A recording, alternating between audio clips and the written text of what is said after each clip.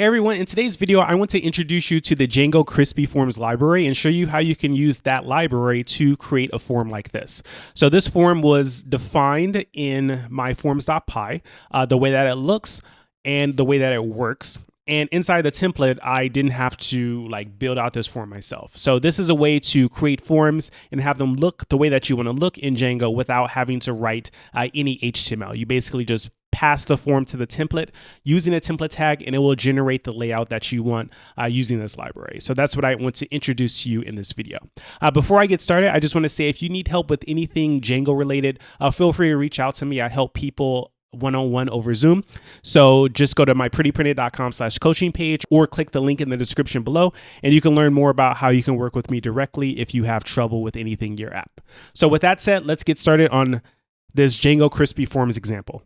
So let me start by showing you what I want to build. So this is the final look of the form that I want to create. So this is styled with BOMA, and I'll show you how to use Crispy Forms to get this final output. So this is what it looks like. This has no Django stuff in it. This is just pure HTML.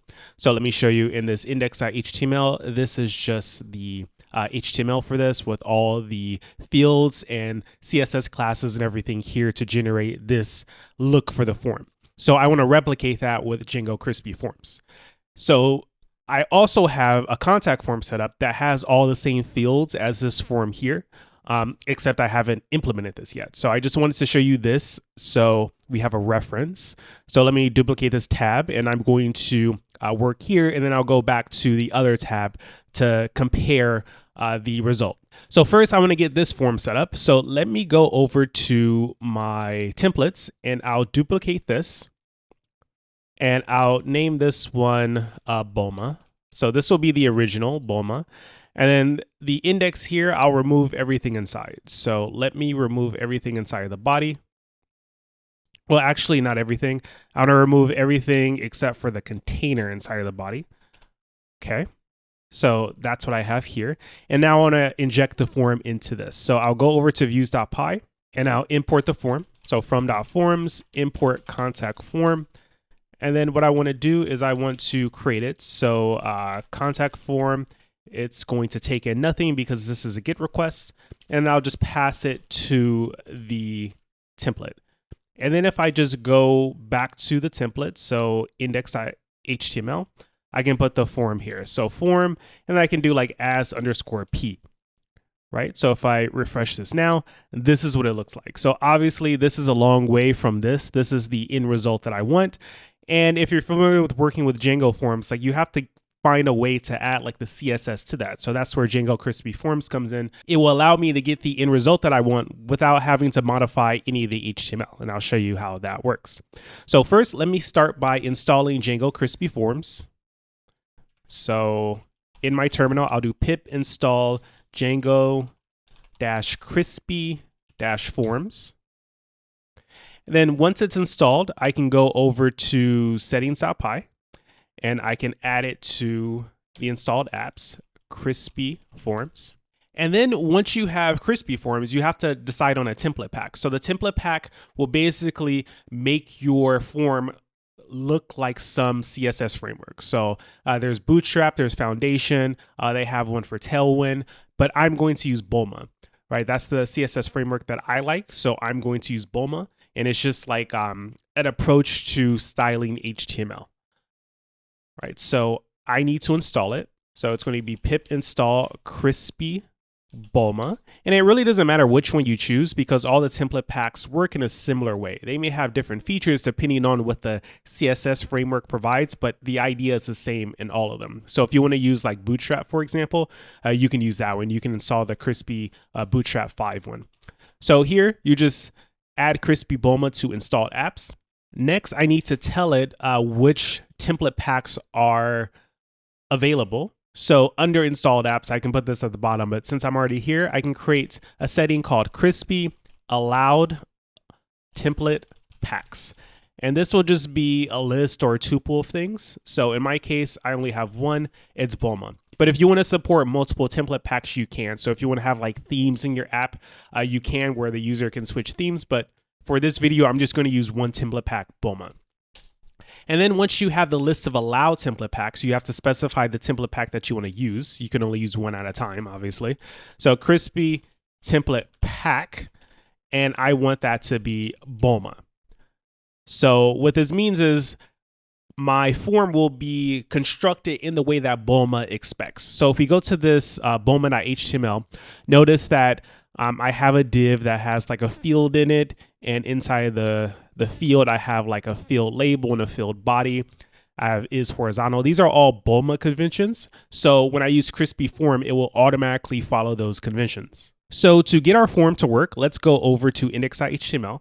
First thing I need to do is I need to load the template tag. So I can do load crispy forms tag. Those are the template tags that you want to load. And then once you have that, you can do this. So I can change this form as P to crispy and then my form object. So I'll remove as P, and let's just take a look at what this looks like. And before I show you, just note you have to have the CSS available.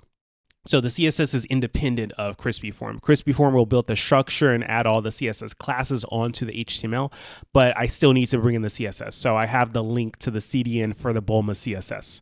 So let me go ahead and start the server again and make sure there are no errors. Yeah, no errors. So I'll go back here and I'll refresh, and we see it already starts to look like the form over here.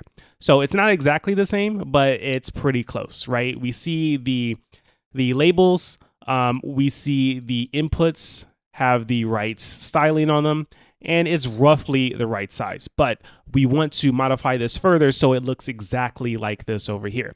So let me go back to the code. And the first thing I want to do is I want to remove this asterisk, right? So these asterisks appear for the fields that are required. In this case, all the fields are required. So to get rid of that, I need to define some custom CSS, and it's just dot asterisk risk, and then I'll just do display none. I believe it's asterisks plural. I think it's actually singular. So asterisk singular, refresh, and now we see the asterisks goes away. So that's a simple thing. That's just they give you those asterisks if you want to change how that appears for required fields, but because all my fields are required, I just want to remove it completely. So now let's get into the actual crispy form part. So here I call crispy form on here, and I won't have to make any other changes to the HTML. Everything else that I'm going to modify is going to happen in forms.py. So the first thing I want to do is I want to create something called a form helper. So to do that, I need to import this form helper from crispy forms. So I'll do from crispy_forms.helper import form helper, capital F, capital H. And then I can put this form helper on the form. So this form helper will allow me to define some attributes that control how the form works. So like where the form goes, like the action of it, the type, so get or post. And I can even put like a class on it or an ID. So what I'll do here is in the dunder init for my form. So I'll create it. So dunder init here. And I'll pass in args and keyword args in case this is used in a different way, just to cover all cases. What I'll do is I'll initialize the existing form by calling super. So super init, and pass in the args and keyword args. I won't be using them, but just to follow the convention, I'm passing those in. And then what I want to do is I want to instantiate the form helper. So I'm going to put it on the form itself. So I'll do self.helper equals form helper. And this is just a place to keep it. You could define the form helper outside of the form, but I think defining an instance of the form helper on the form is the best place to put it. So now that I have the form helper, I can define some things on it. So if I want to put an ID for the form, I can say my form, and that's going to create an ID. And then I can even define a class for the form. Let's say form class, and I know that I want to put some space between the top of the page and the form. So we see how here it's all the way at the top, whereas in this one there's a little bit of space. That's because there's a margin top at the form level. So I'll just put empty-5. So that will add a margin top-5 class to the form. So now when I refresh this, we see it goes down a little bit because the HTML has been modified. So let's take a look here. We see class, we see MT5, we see the ID is my form, and we see the method is post. So it created a form for me, and it just added those three things in there because I defined them on the form helper. So I don't have to create the form element myself in HTML. Instead, I define these things on the form helper and it adds it there for me. So these are pretty basic, but the most important part that I want to show you is something called the layout. So the helper has something called layout on it. And what I can do is I can define what the form is going to look like. So what I'll do is I'll import some stuff. So we'll start with one thing and I'll import more as I use it.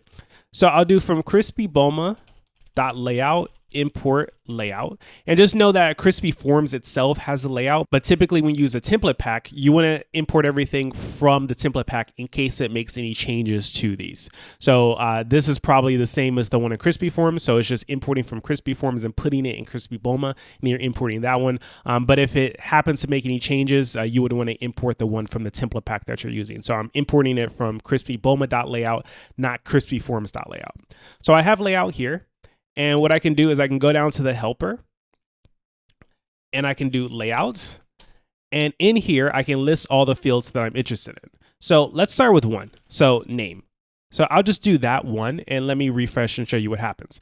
You see now name is the only thing that appears because the layout that I'm defining for this form only has one field. So if I wanted to add the other fields, I can add them. So let me add just two. So email and then phone number are the next two. So I'll add those. And if I refresh, we see those two get added. But of course, I want all of them. So I'll just go ahead and add those. So department follows that. Preferred contact, subject, and then message. And notice that they appear visually in the order that I specify. So if I put like the message at the top, for example, and put a comma there, and then refresh this, we see the message appears at the top. So the layout is controlling the literal look of the form. But I want the message to be at the bottom, just like the original example. So I'll put it back here and I'll save it. Right? So yeah, this is the right order. So we see it's starting to look like my original form over here, but one big difference is you notice that the labels are all on the left over here, whereas in this one, the labels appear on top of each field. So in Boma, the way to get the labels to appear to the left of each field is called making the form horizontal.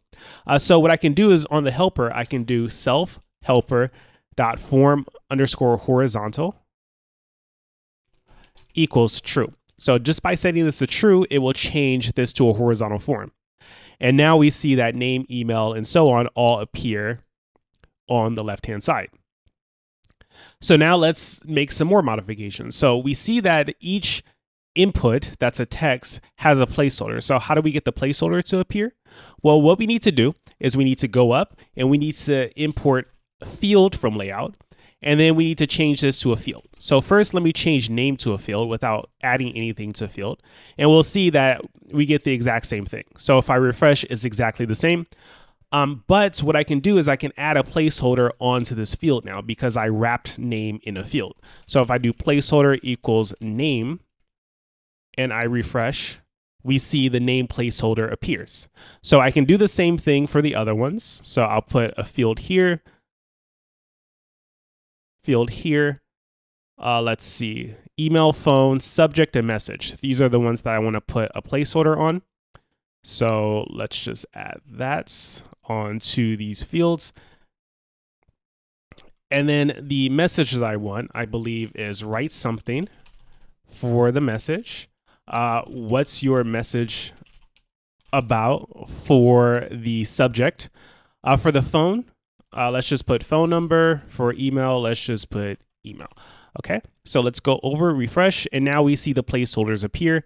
Over here, it looks like the placeholders are about the same, right? So now the next thing that I noticed that is a little different is the radio buttons. So we see here they're stacked on top of each other, whereas here they're like inline. So there's actually a field for that. It's called inline radios. So I can import that from crispyboma.layout. So inline radios. And then I'll copy that and I'll put it on preferred contact. And now by simply wrapping that. That's one extra print.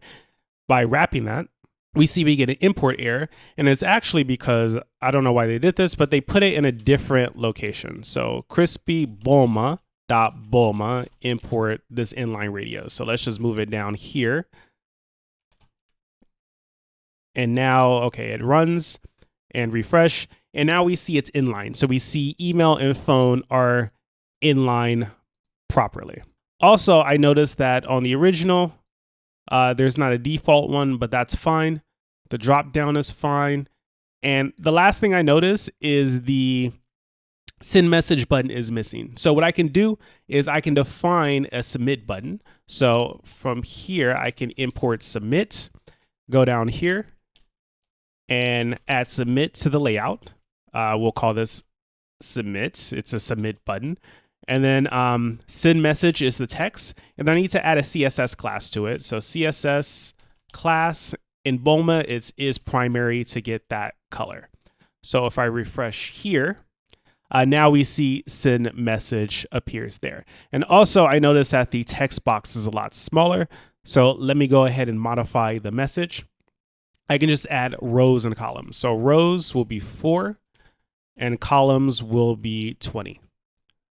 And refresh this. And now we see it's about the same size, right? Slightly off, but it's about the same size. And the labels are slightly different.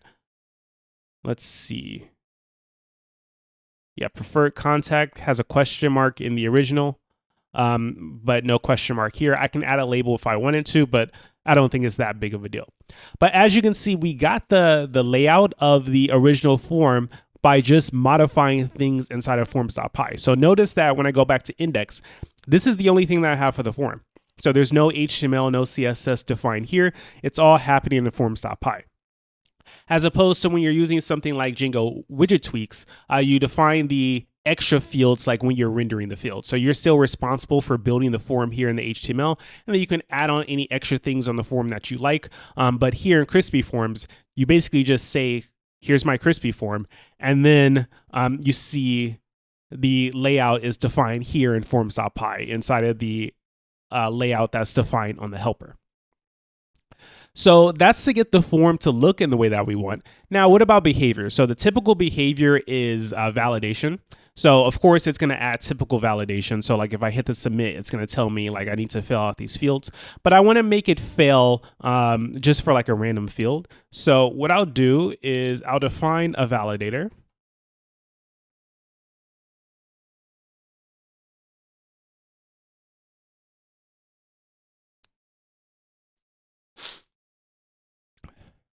And I'll call this validate field. It's just going to be a function. It's going to take in a value. And I'll say if value does not equal Python, for example, I'm going to raise form.validation error. You must enter Python. So I'll come back to this in a moment and show you how this works. But first I need to go to views.py and I need to make the form work in the post case. So I'll say if request.method is post, I'm going to instantiate the contact form using the data from the post request, and I'm going to run form.isValid. So I'm not going to do anything if the form is valid. I'm just going to redirect back to the same form. So home, I need to import redirect. The point is I want to call isValid so the form gets validated, and I'll put an else here so the form doesn't get overridden. And the invalid form will be passed to the template so you can see the errors. So first, let me fill out the form with no extra validation. So I'll say Anthony at prettyprinter.com. I'll type in random numbers for the phone number. I need help. Please help me. And if I send message, we see this error. So the form was submitted properly. It just didn't work for the redirect. I think inside of my URLs, I don't have like a name. Oh, the name is index, not home. So that's a minor issue. Let me just change that to index. And if I go back and then send message again, now it works. So it's redirecting back to the original form. So now let me add that validation in there. So I can go to forms.py and let's say on the name field, I'm going to add that validator that I just created. So I'll say validators equals, it's going to be a list, and then I'm passing in the validate field function that I just defined. So now when I try to submit the form, if I don't put Python there, it's going to fail. And let's see what it looks like when it fails. So I'll put my name again, which is not Python, and I'll put some random numbers without letters. And now I'll submit, and we see I get the error, right? So in Bulma, the convention is you can turn the field red, and then it has the error message text directly underneath the field. So I didn't have to define the places where the error stuff would go. I didn't have to define the change in the CSS class for the input. It all works automatically because I'm using Crispy Forms and Crispy Bulma to generate this whole form. So that's the main example that I want to show in this video. It's pretty simple, and I think this works pretty well for simple forms. As your forms get more complicated and there's more styles to them, you're kind of dependent on what the libraries can supply for you. So meaning what Crispy Bulma can do for you and what Crispy Forms can do for you. Because if the libraries don't supply like the appropriate fields that generate the HTML in the right way, then you have to like customize it yourself. And the more customization you do, the more you have to wonder like, was it worth using the library? So that's a decision that you have to make. Me personally, I think Django widget tweaks is a little bit better. It gives you more control, even though it's more verbose. But I do think this is okay for simple forms. So what do you guys think? Like, do you like this approach of building forms in Django, or would you prefer a different approach? Just let me know in the comments down below. So that's it for this video. That's all I want to show you. If you have any questions about anything that I've done here, feel free to leave a comment down below. If you like this video, please give me a thumbs up. And if you haven't subscribed to my channel already, please subscribe. So thank you for watching, and I will talk to you next time.